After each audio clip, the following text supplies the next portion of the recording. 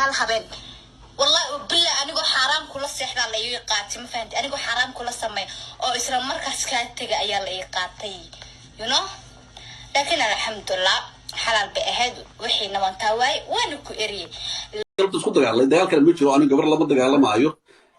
لكن waxay sameeynayay waa waxa ka yaqsan lahayd boorsooyinka bannaanka ugu soo tuurtay oh my god haye xitaa waxay isku dayday daaqad yariisa oo madaxay ka bixi karay in boorso arig laagina ka tuurto qofta buufis qabtaa asoo ka barma qortay oo wallahi aniga maybe in taqaanida laga yaaba waligay ma kula halay laakiin ma kula halay daahir cali soo iskaan baray because daahir cali soo igeeri la hadal man an ma kula halay tiba no horti ma kula halay jiray no ma kula halay jiray wallahi waligay ma kula halay wallahi dam xataa ما حسوسته وكبودي ده فير ميسج كفير انا ولي حتى فلو باك ما كدهين مركز رمتها النعم تكتب بس بقى aniga ka basuula haddana maalmo kadib wiila soo xiriirtay markay sawirka saartay deeq waxay ugu tiri shaakir isa ila soo xiriiray aab waxaan ku yiri way maqlaysaa hal xiriir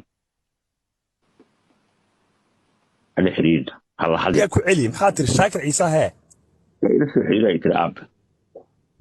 ده صاحب تكنولوجيا هي محوقة طبعا waxaan ku dhahay hal xiriir هذا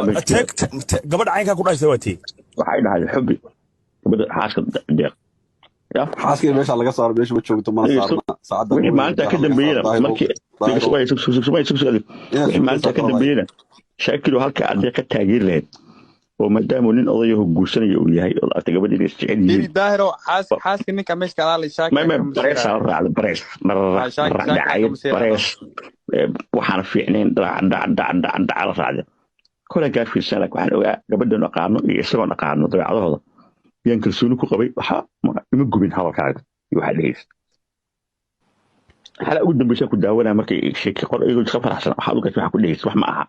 dad aroos oo yimid lagu yiraahdo ama dadka saaxiibkaaga iyo gabadhiis wax lagu yiraahdo ma aha waxaan soo dhageystay ayaan halgan oo gabadha khabar oo kale iyo sida khabar oo kale maxaad kula talin lahayd dadka kale ee qolka joogay ka isqariya ee aan ismuujinayna beenti abla u sheegay beenta ku socomaan